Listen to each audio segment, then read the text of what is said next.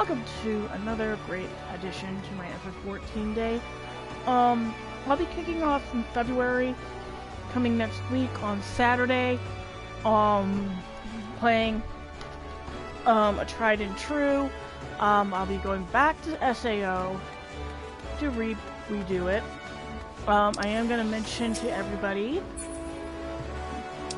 while I am going to be doing a lot of, stuff, I am going to be recapping a few things.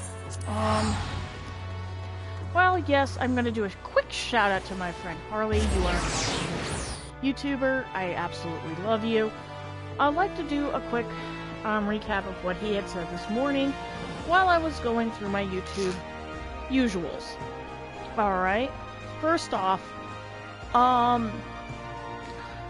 with Kenya Suzuki being apprehended today for, to be quite frank, CP, we're going to just discuss a few issues I've had over the years with people who claim to be anime nerds who will go out of their way to defend certain, I am no exception to this one, okay? I'm really sorry. I have to say something.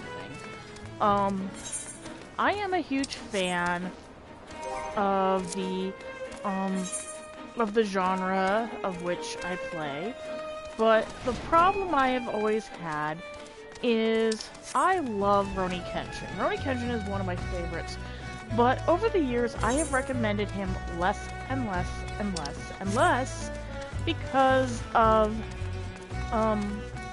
that CP issue. Now, before anyone can judge me for the fact that I did what I have done to him, I'm going to make a very big mention to somebody, namely to the people involved, that, let me be quite frank with you.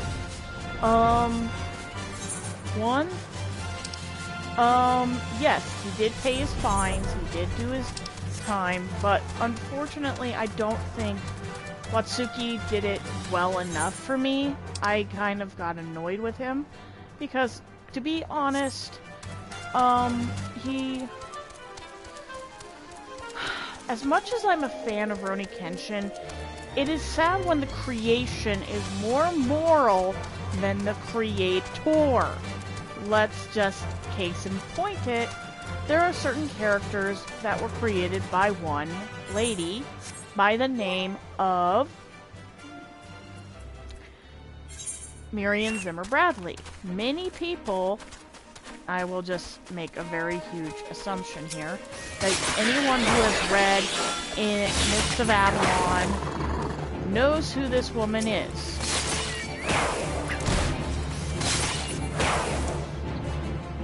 I am just stating that now. If you know anything about Miriam Zimmer Bradley and what she has done, I'm not gonna post it in, because honestly, guys, I'm just gonna make a very huge mention. The reason I don't talk about the fact that the woman pretty much wrecked me for science fiction and fantasy for years makes me really not want to discuss the matter. Oh, and FYI, I know what she did, and I know she lied on the stand. Nearly everybody in the freaking fan base has known about this, and I'm pretty sure anyone who has seen and done what I'm about to say is going to think I am going to be the bitch in the room, I'm guessing. So before anyone goes on a huge tirade at me about how I am not giving Miriam a fair shake, I am going to make a very huge commentary on this.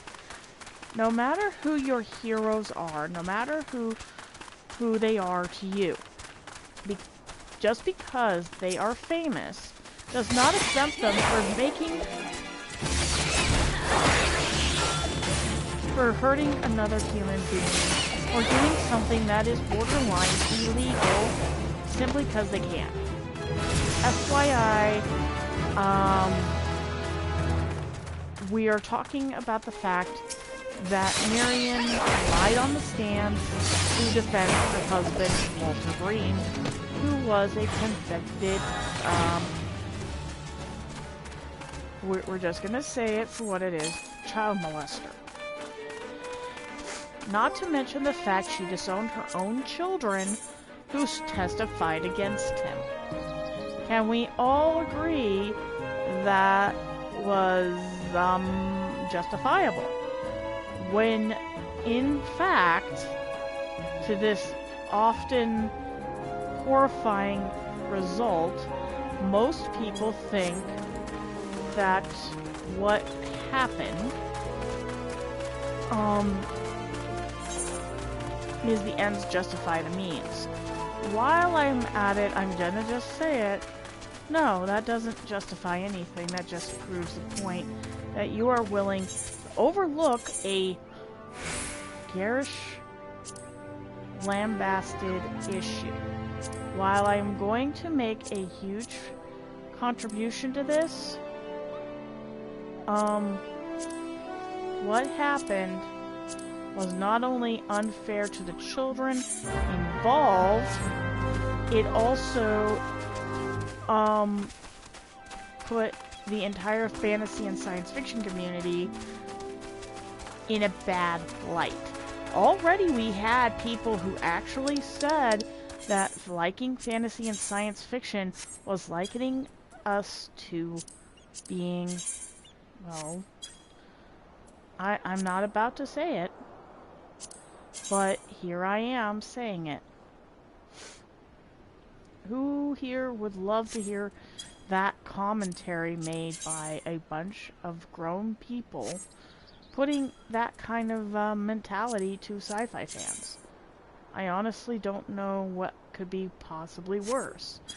I have been a fan of fantasy and science fiction for years. And to be honest, this makes the anime community and manga communities look like, well, how about this? Shit. It makes us look crap. I am not a freaking liar. By the way, if you like what I'm doing and you want me to keep doing these video game commentaries, I'm going to be mentioning that in the next couple of months, you're going to have to bear with me as I am trying to stick to a schedule that is really relatively a good schedule. Unfortunately, I live in a time where I am working a 9-to-5 job. Basically, you can celebrate the fact I got a raise. Which, by the way, that is absolutely awesome, isn't it? I am just gonna say it. I am very proud of myself. I got a raise. But I am also going to mention the fact that I am a nervous wreck about that. Because I know people who are going to say, oh, that means you do not need to go to YouTube for FYI, I go to YouTube because I'm having fun. I'm not doing this to make money. As you can see, my subscribers are very, very low. But I'm here to do commentary, weird things I've noticed, things I have not noticed.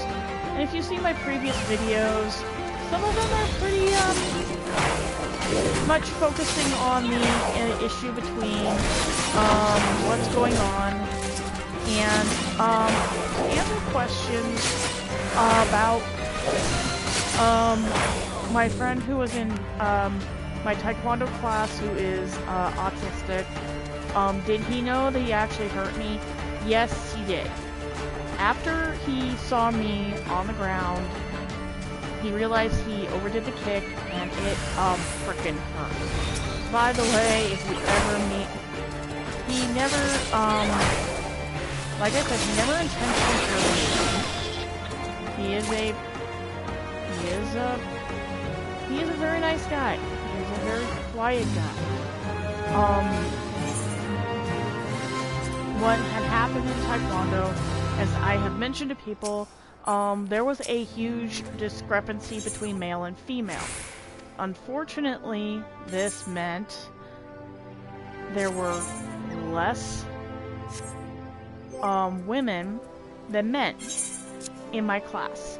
FYI, if you ever join a Taekwondo class, you will see that there is a discrepancy a lot in that, because honestly, we're not the most, we are not the most efficient people in the universe when it comes to being, you know, my Taekwondo teacher already knew that, and when he set us all up together, he actually made the comment to everybody, that he is really sorry about the fact that women had to go against men, which is not entirely, done in some classes. It's usually female against female, male against male. That has always been the kind of way the class is run, but, considering, I'm just gonna call my friend Ryan, because Ryan was 5'1" and I was 4 foot. I was kind of like the shortest one in the class. He and I were grouped together, and I do not understand how the group mentality worked. But he made the comment that it was not an easy thing to do, because he actually had to train him on how to not knock out his roommate. I am not lying. He actually knocked out his roommate. I'm not his roommate. His roommate turned out to be another person in our Taekwondo class. Ryan is now married, so please understand that Ryan does not mean to do anything unintentionally.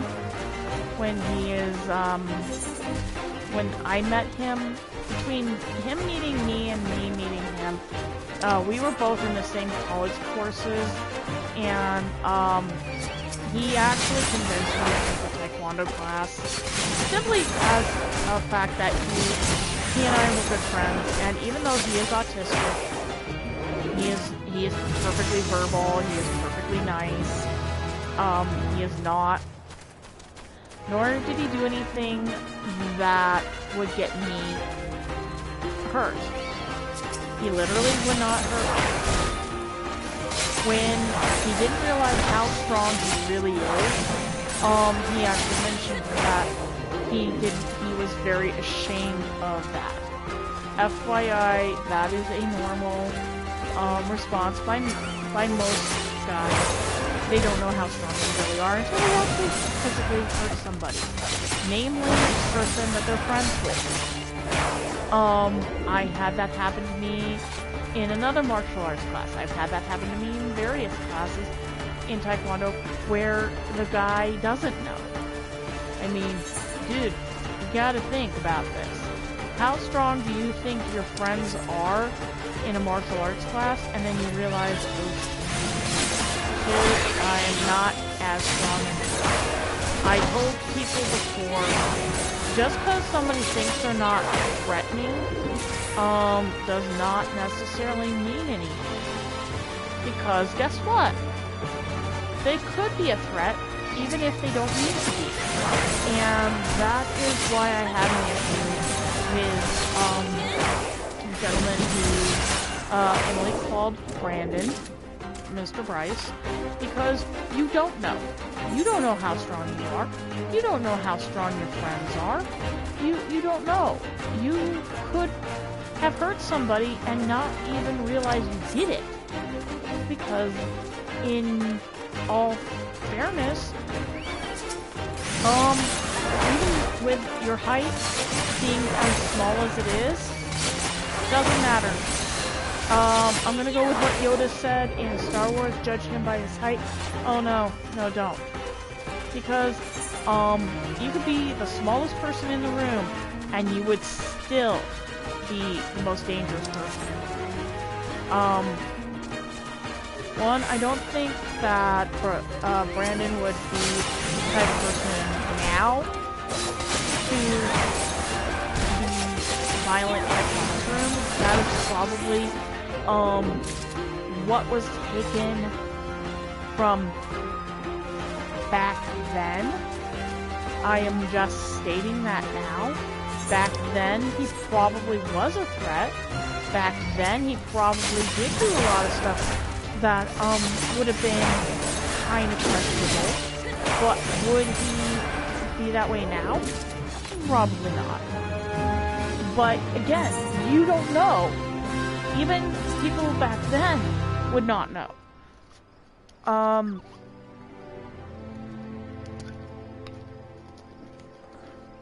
I remember a conversation between me and my father. Back during the, Columbine shooting, I was taken into a classroom, and my dad actually got really mad at the school about this because I am a learning disabled adult, or I was a learning disabled teenager who was mistaken for a lot of things. And they literally thought I would attack people. Because, guess what? I was LD. In other words, I was considered a... I don't know how they considered me a threat. My dad, the verdict was still out on this one. My dad called them idiots. And my dad still called them idiots. Because, for one, I didn't do anything wrong, but I did, call to attention the fact that I have, very low tolerance to stupid. I mean, I literally had low tolerance to stupid people. And I still have very low tolerance to stupid. And it is called, calling me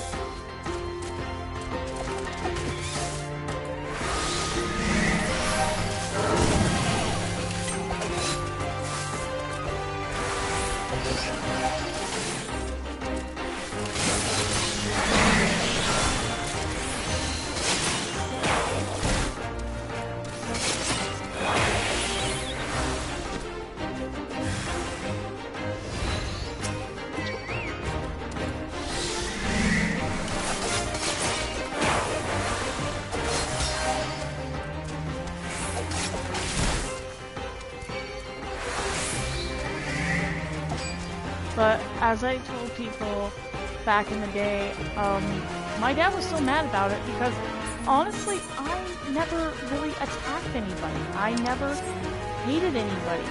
I did, in fact, dislike people.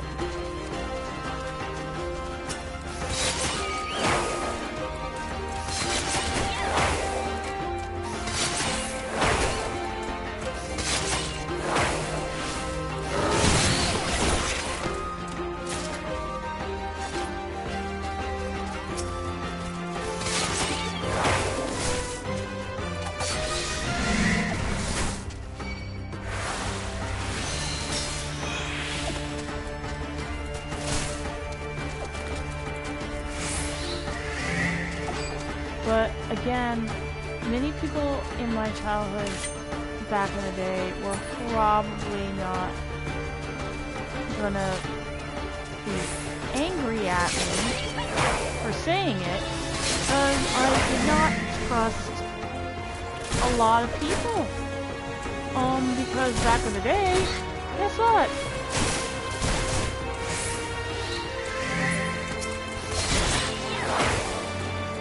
I did not, my dad still to this day was shocked that they took me into a room at my high school and thought I was actually, the fun part is I actually killed somebody. I don't own any guns. I do not own any weapons. I don't know anyone who would. My family, my siblings, I did not own any weapons. I did not own anything that would be considered a gun. Because, I wasn't really interested in firearms. My dad has actually told people. He actually told somebody in my class, there is no way my daughter could do anything to anybody, because guess what? My God, I hated... My dad actually pointed this out that I hated firearms. For the longest time, I hated firearms. And it is the funniest thing when people say, oh my God, you must have... It's like, why would I use a firearm against anybody? When I couldn't even... I couldn't use firearms in a sense, even back then, when people called me, a violent person. I'm not violent. That's the funny part. I have no interest in violence. I literally told my mom that. I have no interest in violence.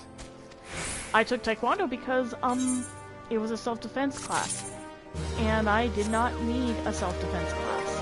I literally did not need it. But my mother wanted me to take it because, guess what? It was a good idea. But, again, the problem with people in our country that take into this whole account of, what we do, how we do things, and why we do things, it does not equate to the fact that violence does not fix a problem. Never has, never will. But the only problem I've ever had with people in my life has always been that one individual who takes into account or overreacts over one basic problem. And that is, well, what people are seeing with Bryce. Okay? One, I don't think Bryce is a bad person. I think he's probably a very decent person. He can... Someone said he looks a little creepy. I personally don't see him as creepy. If you want creepy, I can show you a picture of a guy in my anime community who, is known as the Colorado Creeper. I can tell you that's more creepy to me than whatever, Bryce is. Because, I hung out with creepier people. And I've been around the creeper community in Colorado. And let me tell you, those people, need lots of help. I am just saying that now.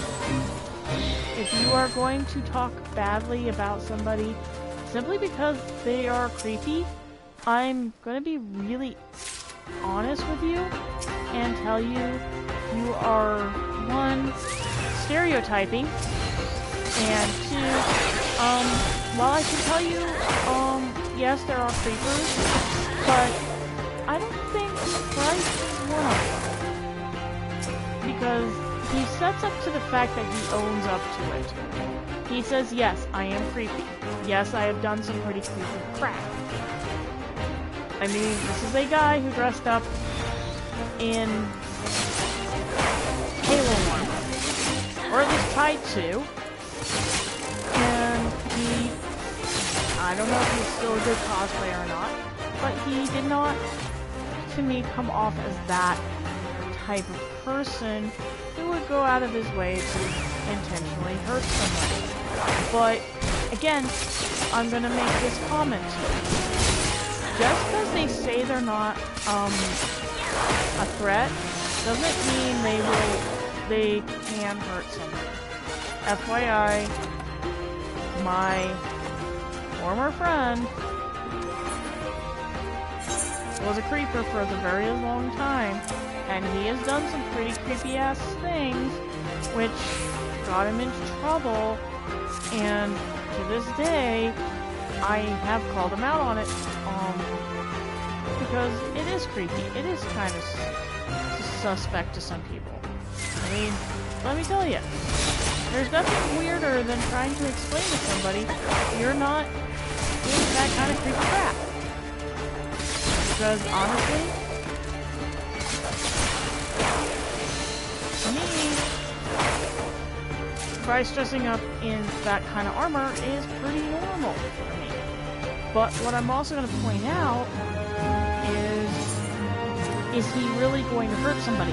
Probably not. Is he going to do it intentionally? Oh, definitely not.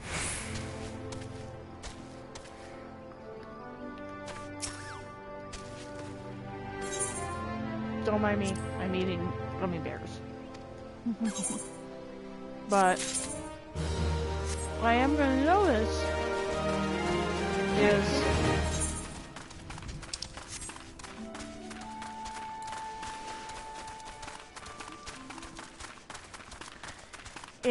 if people come out and say this includes that Emily is lying, you know what?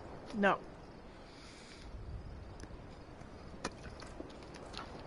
It does not put her as a liar. It puts it out as, back then, there were a lot of things in her element of friends that is a negative catalyst for the behavior that she had to put on. Is that a bad thing? Not really. Is it a defense mechanism? Yes. Is she going to do it all the time? Oh, frick no. I'm not gonna say she's gonna do that all the time. That's frickin' ridiculous. Anyone can get into any trouble whatsoever. Whether or not a person in general gets into that kind of situation, that is who they are. I'm not gonna be a mean, irritable person simply because somebody does something that could get somebody hurt.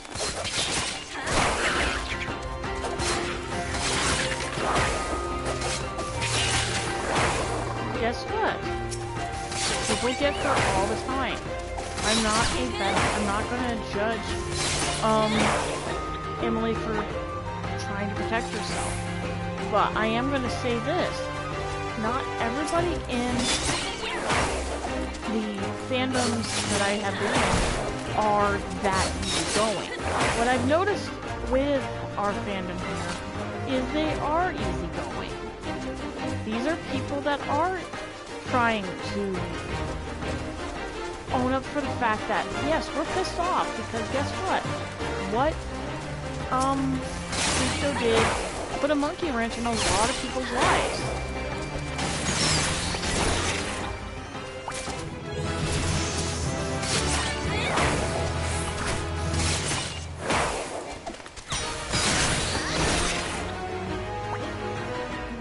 I am just gonna point that out to you.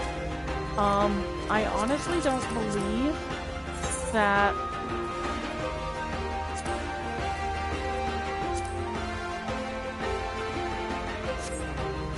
I'm not gonna hold anything against, say, Emily making a mistake. Because guess what? I've made that mistake too.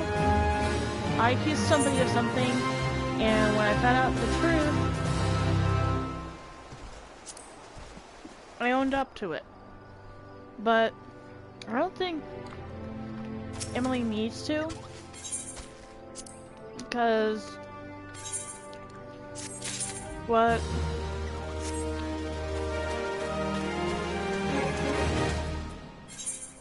has been brought to light is, one, the accusations that Emily Artful has made are not actually bad things.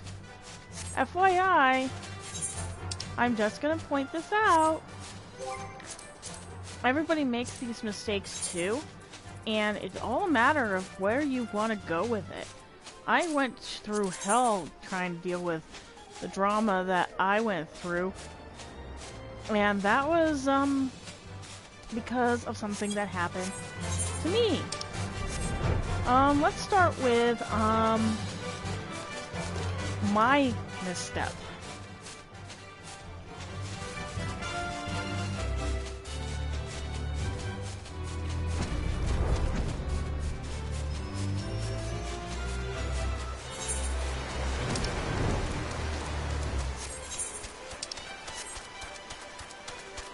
Well, did I make a mistake on somebody? Yeah. What happened was, my former roommate made a warning about a person named, well, Colorado Creeper.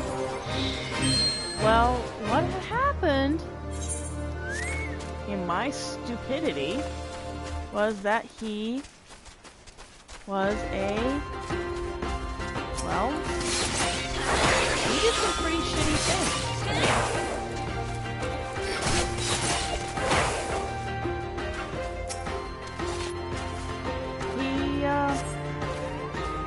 He said that I was his girlfriend. FYI, I never dated him.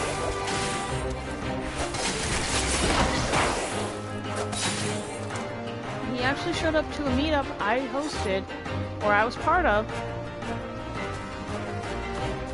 and my ex-roommate had warned me not to be friends with this person.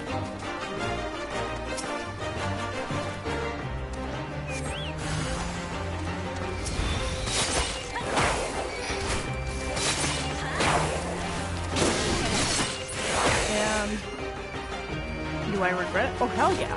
I regret it a lot. Because what happened is apparently people in my anime community actually said I led this guy on. When, truth be told, no I didn't. When I told the truth, I got told that I was a liar, I did everything wrong, because the guy had friends in the community. I couldn't really do anything, because what happened was his word against mine. And of course, because he had friends in high places, and he was popular, it was his word against me. And my prevailing thought was, oh shit, what now? I am not a popular, I have no opinion. My opinion's not going to matter to these people, because guess what? They're not going to, take me seriously. And what happened is somebody who did take it seriously, because, I reported something that Weeaboo Billy did. And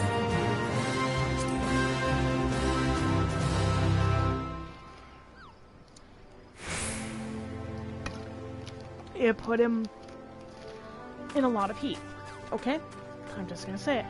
It put him in a lot of heat. I can see where,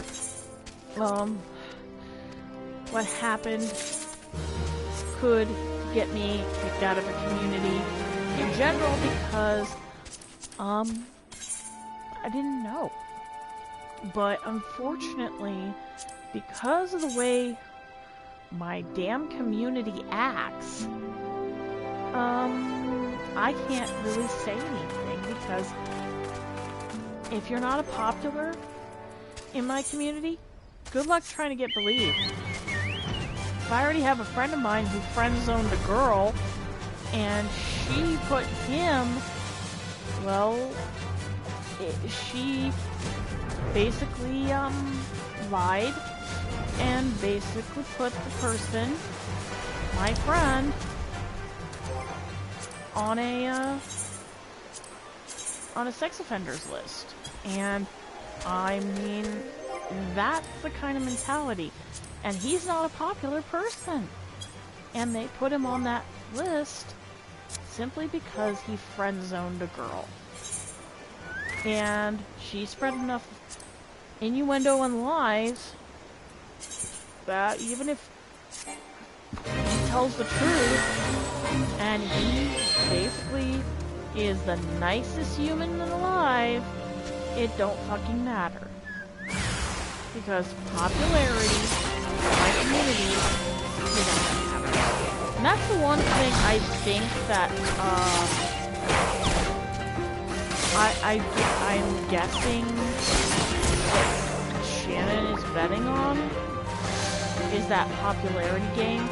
And I've been in a popularity game before in the anime community, and it is freaking the dumbest thing I've ever been in.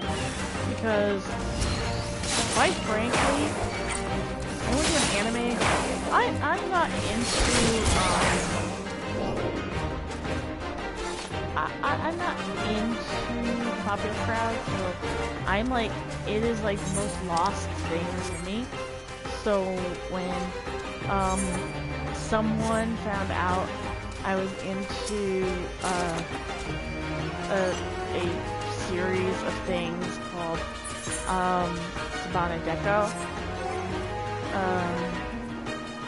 Sukaban Deka, and I mean, I literally told a guy I was into that, and of course, people in my community, find out that yes, I'm into the Sukaban Deka anime thing, and it turned into the most awful thing I can probably tell people, because yes, I'm into that. It is pretty interesting when people don't know what it means. And it's also a very outdated term, I found out. Mostly, it's now known as Yankee, not to be confused with the game, with the term Yankee for, baseball. Like Yankee Stadium or something. No, it's not about that. But it's about something else. Yankee means sort of like that bad girl image.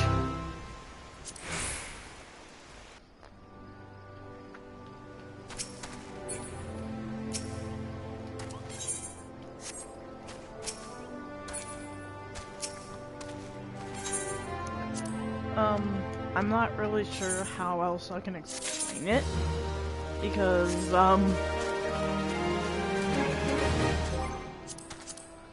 it is really hard to explain because, it's a genre in anime that,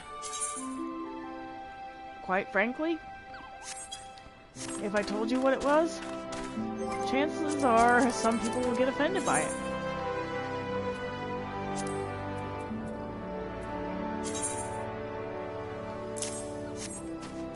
And I don't really know how else I can explain it to people. Because I honestly have tried to explain Sukaban Deka to people, and it turns into the whole, what the hell are you into? FYI, it is the delinquent girl genre. It is not part of the Tokyo gangster type thing. I'm not into the new gangster animes.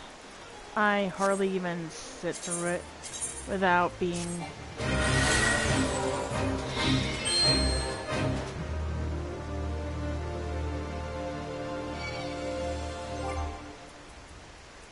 Yeah.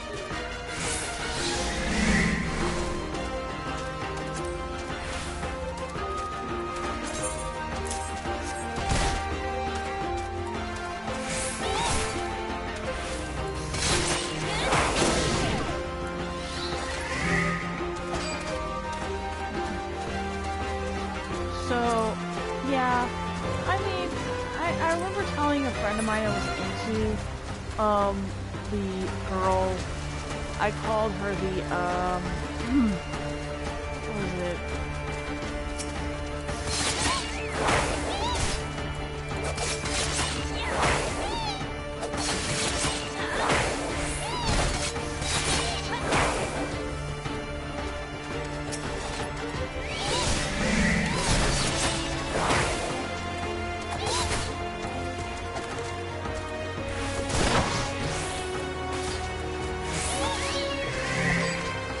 But, yeah, I'm into that, but the problem is when you explain it, and people go, oh my god, you're into, no, it's not a sexual fetish, you dumbass. I've told people that 100 times and they just turn into a complete ass. And, I mean, I've gotten tired of it after a while.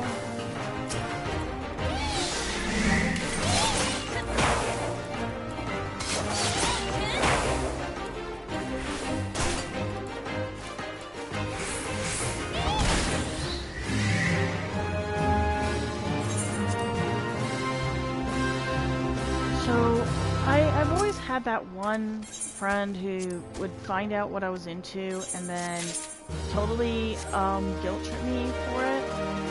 And FYI, that is like the worst thing you can do to your friends, is to guilt trip them into liking the same thing you like and then totally blasting their other hobbies. I had a friend by the name of Takara who did that. She literally made me absolutely hate Alice 9. I'm not lying, I absolutely hate Alice 9 because of her. And, I mean, I don't mean to hate it, I just don't like it because of the way she treated me over it. So she likes this series, that's wonderful. Stop torturing me with it. I once told my sister, it's like, I wouldn't mind liking something if somebody wouldn't try to tell me I'm doing it incorrectly. Or I'm watching the wrong shows. FYI, don't do that.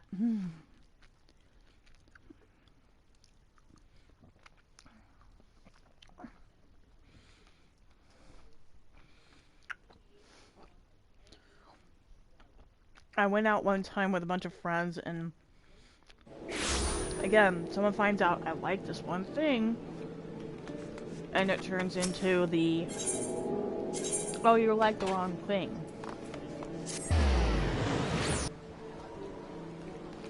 It's like, thank you. I didn't need to be turned into the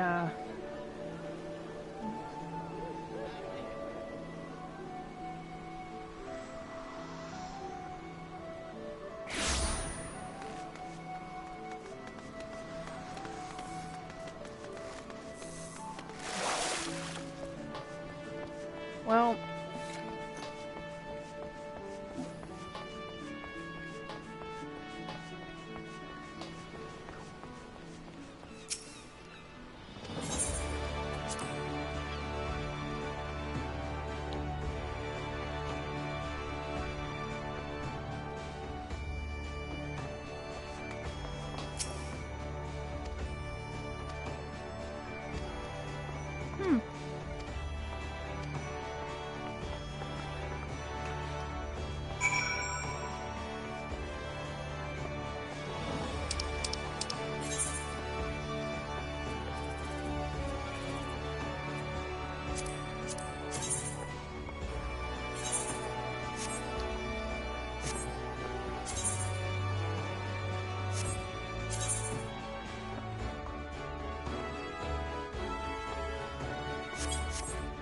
but as I said before, these things happen. But when it comes down to it, I'm going to reiterate this. I've been through these cases before where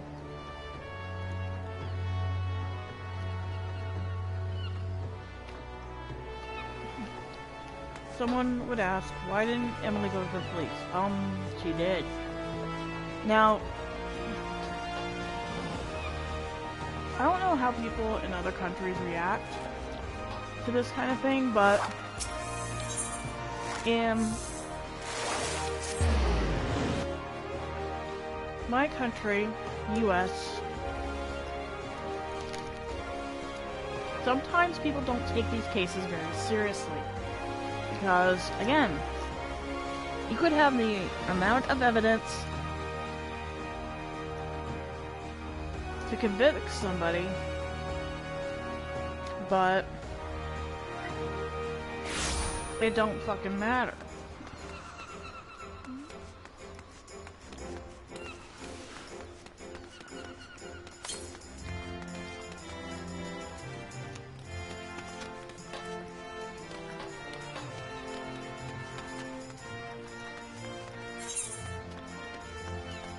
It doesn't matter to these people.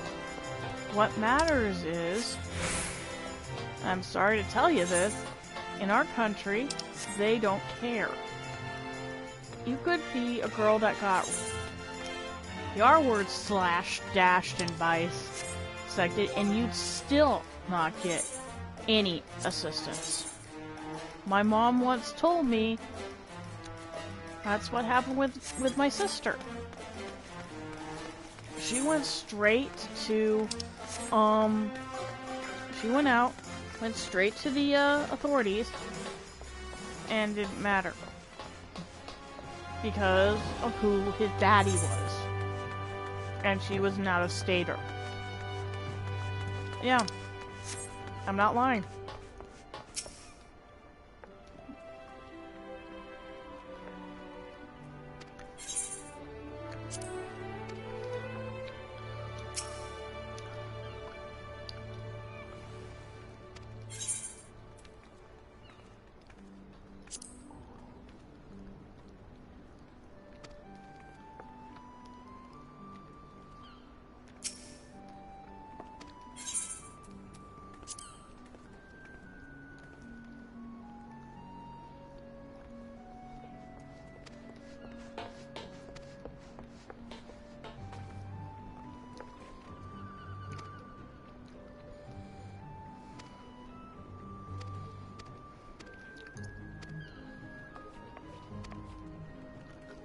Well,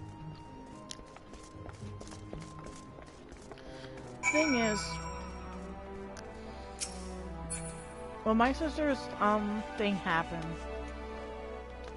my friends and I were about ready to go and show this guy what was what. Unfortunately, because my sister still talks to the guy. I don't know where the hell she got this idea from. She wanted us to back down.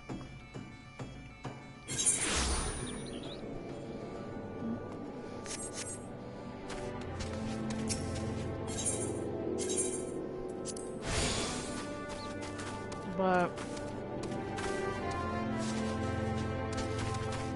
pretty much the guy got away with it.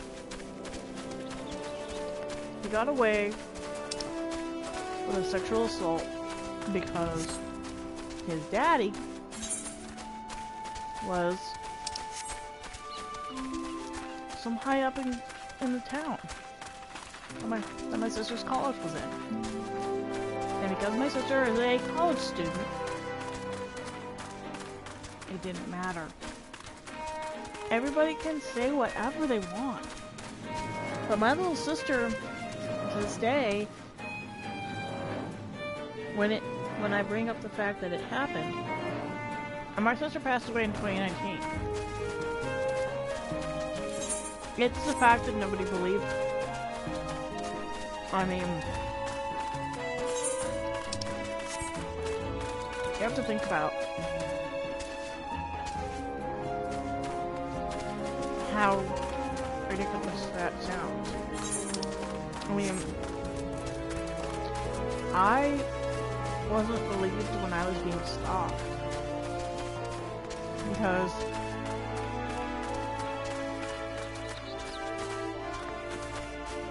I'm not that attractive, and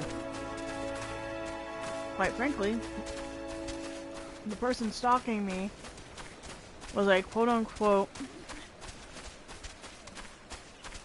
according to him, a Navy veteran. Who would you believe? The Navy veteran or the person who is accusing him? I never told my mom anything. After the whole thing, I learned one of the most important lessons ever. Sometimes you have to keep your mouth shut. And unfortunately, I didn't keep my mouth shut about it. I actually told somebody. And they in turn told somebody else. They in turn said, hey, this isn't fair. She didn't do anything. But unfortunately, in my opinion, I think I did the worst thing ever by keeping my mouth shut. Because apparently to a bunch of my friends, this just gave the guy more leeway to attack. More, unfortunately, gave him more reason to attack me. Because here I am. I'm not fighting you. I'm not going to fight. I'm not going to open my mouth about it. Because I'm too embarrassed. Many times women are so embarrassed that they got stalked, they don't say a damn word. And that kind of thing, either A, gets you in trouble, or B, that's the only answer you got. Many people don't like it when a woman opens her mouth and tells the truth. I mean, I told the truth so many damn times, and nobody believed me when I evicted my roommate. But again, my roommate was a guy whose reputation was so used to getting his way all the time. So back in 2019, I couldn't really tell you. If I could tell the girl that I was in 2011 what I can tell you now, people are always going to trust nobody. And I honestly never understood how anyone in the Colorado anime community could call me a liar. I told the truth, and I'm a liar. So I gave up. After a while, I gave up. And that giving up was the best choice I ever made. Because guess what? Nobody wants to believe you when you're the one that's not popular. Keith, one of my friends, his name is Keith, once told me that being popular is the only way anyone in the fandom will ever recognize you for any accomplishment whatsoever, is if you're popular. And unfortunately, he's right. I could say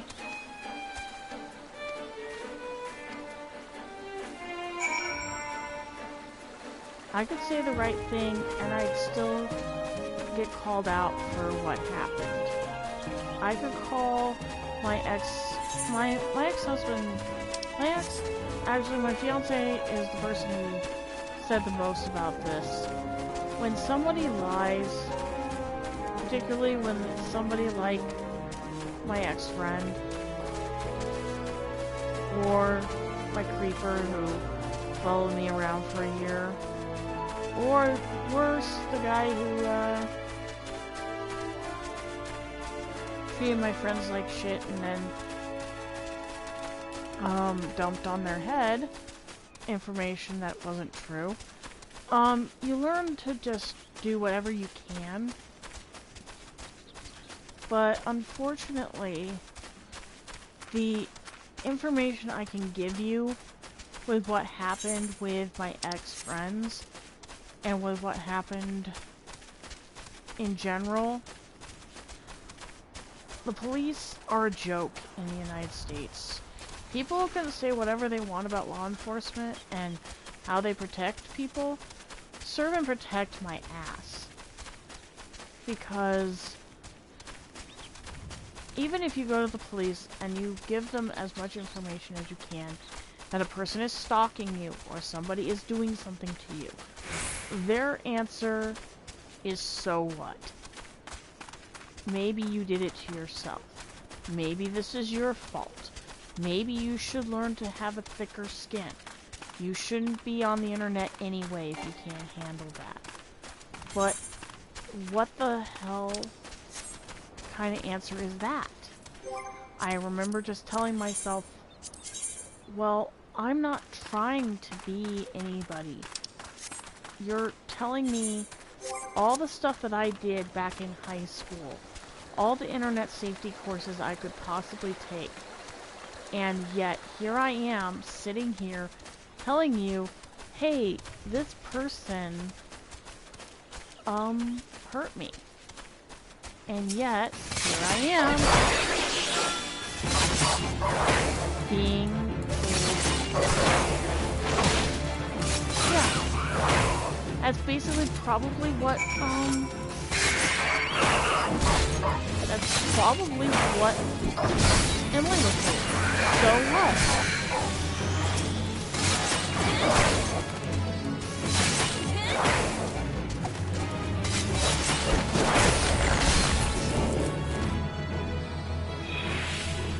This is what I remember telling myself. They're just gonna tell me, so what? I did this to myself. My mom once said that this is not unusual that somebody will deny my own right. If anything, it taught me one of the most important lessons. To not trust anyone at all. To walk away from a situation. But unfortunately, you can't. What happened to me, and what happened to Emily, and what happened to anyone else, these stalkers will exist. They will say something to you. But it's also the worst fact is the comment, they don't care. Because if it doesn't affect their family or their friends they have, they're not going to give you any information.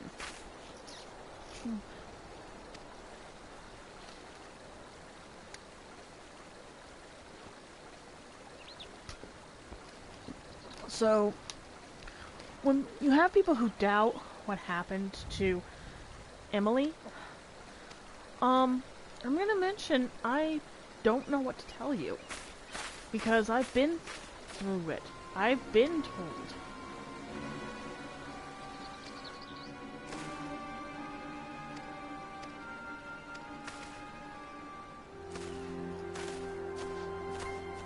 But, unfortunately, I am not a... I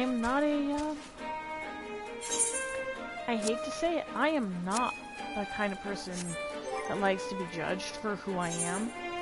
But when I was judged for telling somebody at an anime convention I did not like the person, or I wasn't comfortable with a said person, it turned into a he said, she said type of situation. Now, stalker number 1, which is Creeper, that's an easier way of handling it. He did not... The only thing he told people is, I'm a nature photographer. And he made the comment that I stole cameras. FYI, I never stole a camera in my life. The camera that I inherited was from my sister, and she passed away in 2019. Originally, the camera I am holding is for my nephew, if he wants it. Well, I don't think he wants it. Because I'm guessing in a couple of years, if he ever gets into photography, he's going to find a better camera anyway. I would rather hold on to the camera for nostalgia's sake, but again, chances of me seeing my nephew are pretty damn slim. I'm not gonna be angry about that. I'm not gonna hold it against anybody. But I am gonna say it in one of the most honest factoids I can.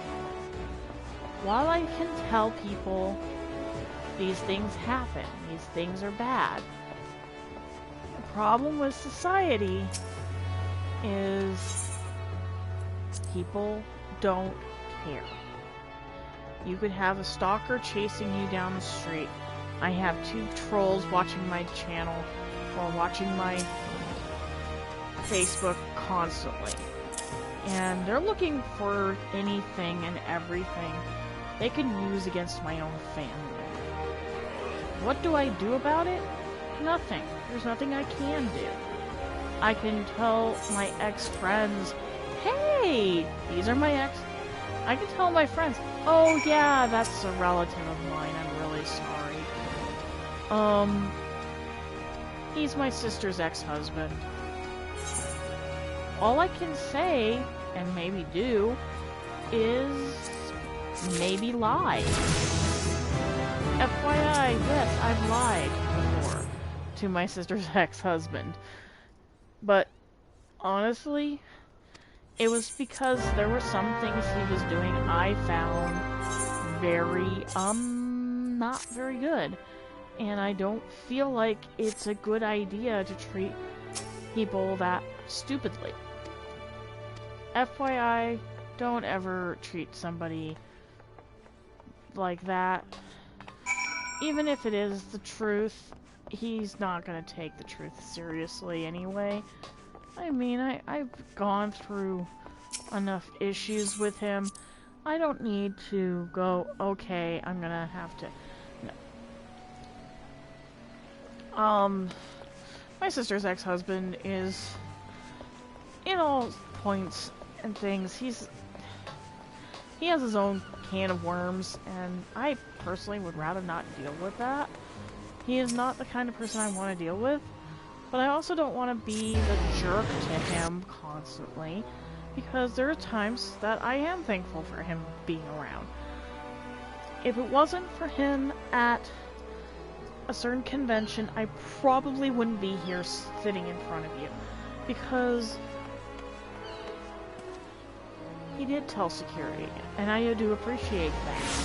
I do appreciate him for some of his honesty when he wants to be honest. He is not a bad person on the merit that there are some days I just don't think he's just good.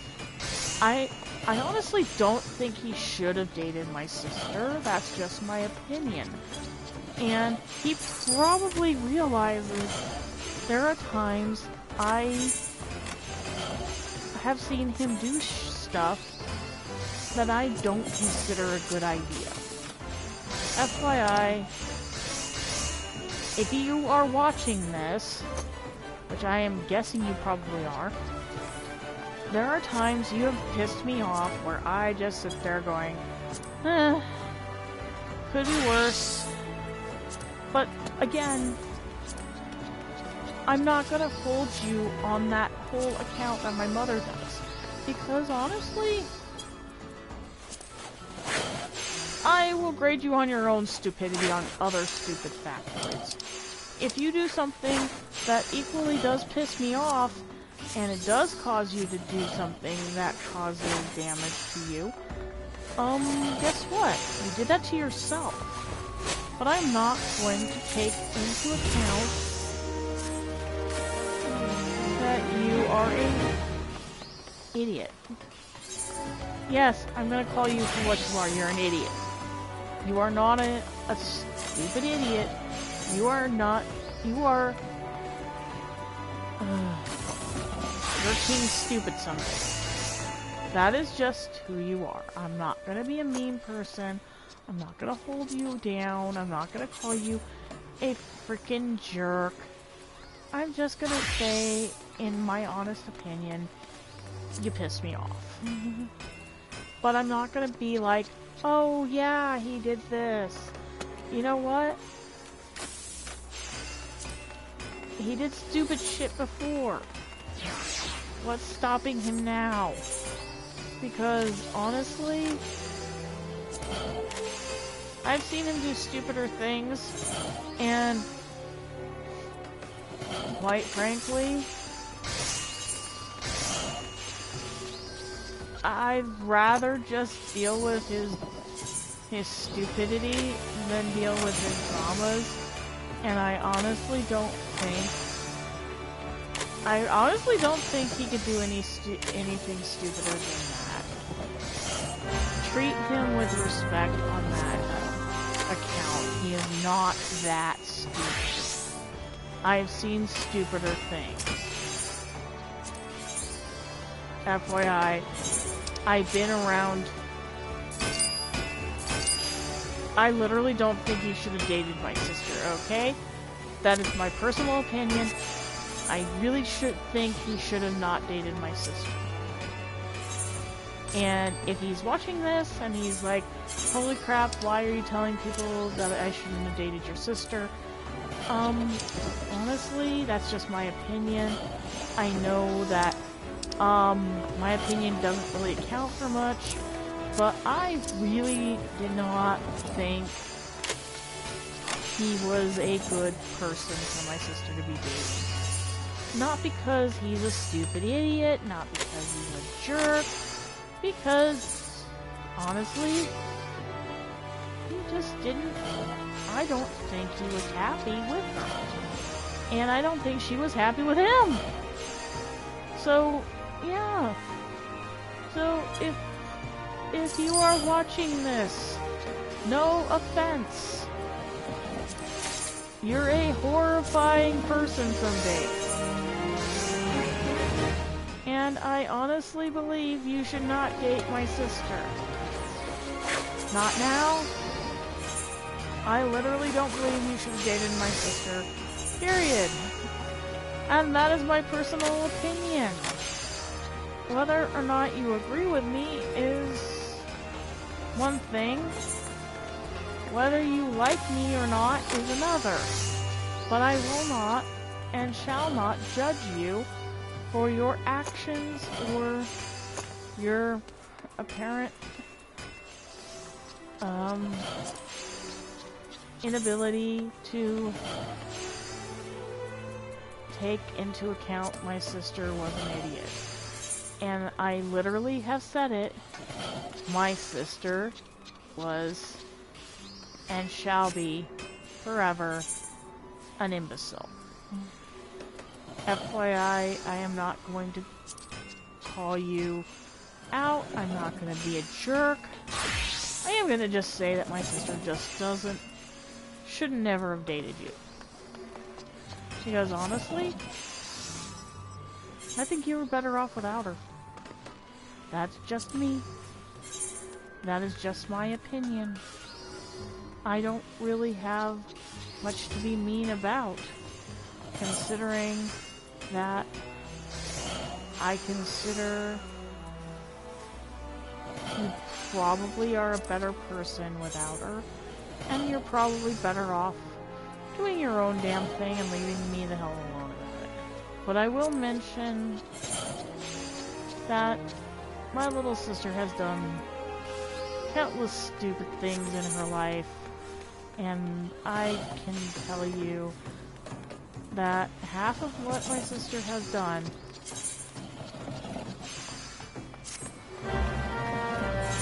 has gotten me questioning a lot of the things she used to do. And mostly it's because she's my little sister, and I honestly think my little sister should never date somebody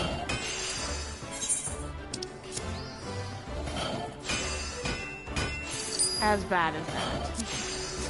So, before anyone judges me for what I'm about to say about my little sister, let me tell you, I've been around her a lot more than you might think, and most of the time, I have told people that I cannot stand. I've never could stand any of the boys that my sister dated. And in all honesty, my sister dated some pretty questionable people. And to those who really want to know about why I don't trust my sisters,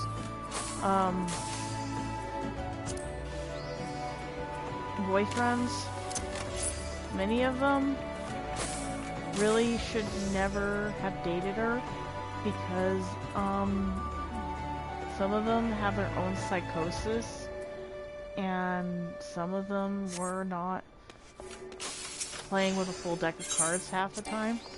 I will mention there is one that did not play with a full deck of cards, and his name was, well, honestly, his name really doesn't matter, but I never liked him. His name had been, shoot, how do I explain him? His name was, let's just call him Ivan. Ivan the Stupid, or something like that, because I don't know how else to explain stupid in any other sure-life terms, other than the fact that I had to pretty much cut ties with many good friends because Stupid did a lot of stupid things, and Stupid was very, very bad, and one of which I don't know how to talk about how he could dox a human being without pretty much doxing himself at the same goddamn time. Because, yeah, that's what he did. To himself. To himself. Did I ever mention the fact I actually knew him and knew how bad his life was gonna get just after some of his stupidity? Because I'm not able to really... I'm not really sure how I'm gonna be able to point out that this is a guy who got mad at me over not talking to him for a year. I never understood how.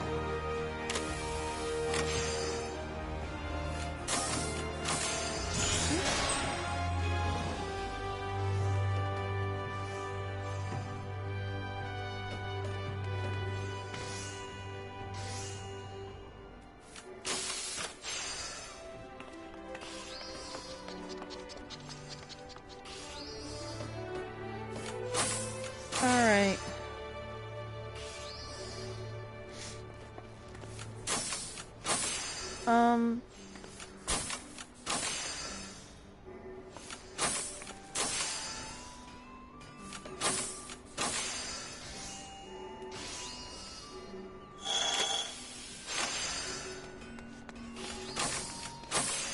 I don't know how this actually worked out, but how I met my friends is pretty much the reason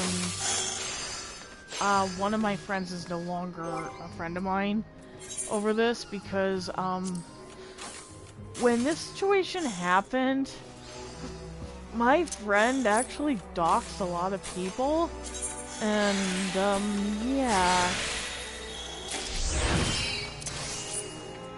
I don't know how else I can explain why I had to be friends with this person.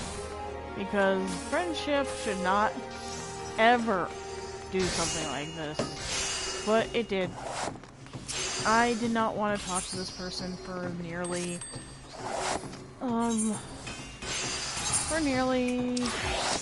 years. Unfortunately,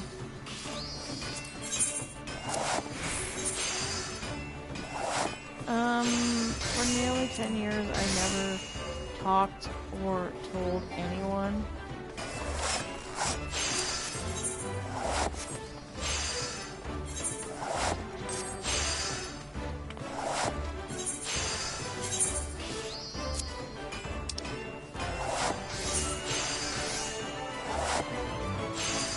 I don't know how to explain what happened, but apparently one of my friends, quite frankly doxed himself, and we're still trying to figure that one out. In other cases, I cannot describe anything that I cannot tell you happened until you realize that the person who doxed himself was my former friend, and he also did some pretty less than savory things, one of which he should have actually got himself arrested for.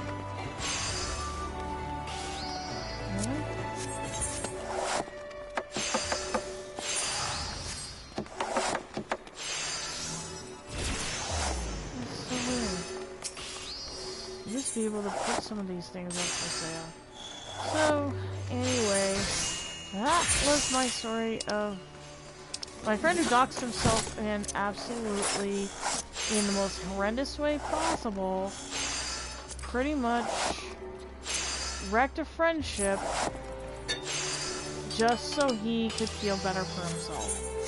I am not kidding, that actually happened, and anyone can tell me how I can explain how he doxed himself, because he sure as hell is not telling me how he did it.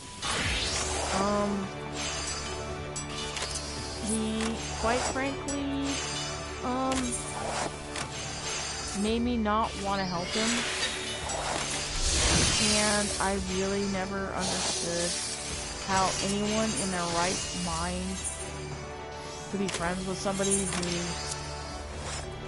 pretty much doxed themselves and then pleads the fifth on that, and then tells me that he's not at fault for any of his mistakes. I don't know how, I don't know why, I never understood him.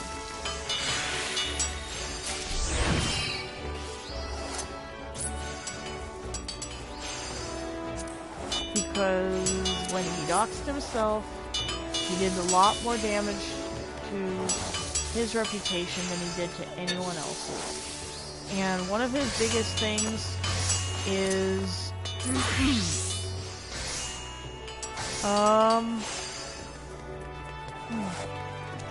one of his biggest things is I have never met a person like him until I had to realize what he was doing to other people. Don't you think it's weird when you have friends who literally do that to another person, and then they get mad at you for telling them they are wrong?